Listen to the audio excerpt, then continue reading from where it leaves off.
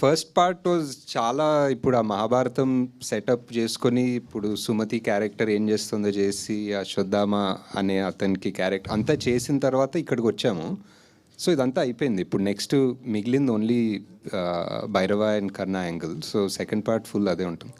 రాజమౌళి పట్టుకొని ఆ సినిమాలో దీంట్లో రాజమౌళితో ఒక సీన్ యాక్ట్ చేయించారు కదా మీరు రాజమౌళి గారితో.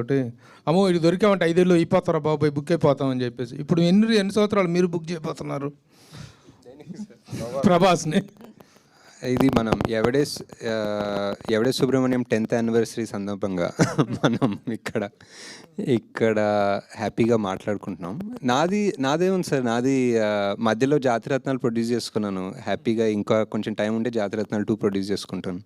సో అలా చేసుకుని కల్కికి ఆబ్వియస్లీ మనకి చాలా ప్రెప్ వర్క్ ఉంటుంది. So as a director 10 yearsలో 3 films అనేటువంటిది it's very very very less number. What is your opinion about the numbering? అంటే అప్పుడప్పుడు ఆలోచిస్తాను sir, but number is just number అంతే. ఇంకా ఈ just what that project requires it requires. ఇప్పుడు కల్కిని ఎంత కావాలనుకున్నా 2 years 3 years తీయలేను. ఎందుకు, మేబీ యాక్టర్స్ వల్ల కావచ్చు, అంత మ్యాసివ్ స్టార్స్ వాళ్ళ డేట్స్ సీజీలు ఇట్స్ అండ్ ఎవరికి తెలియదు ఇలాంటి సినిమా. మీరు డేట్ అడగద్దన్నారు కానీ ఈరు అడగద్దని లేదు. ఈరు అడగచ్చా?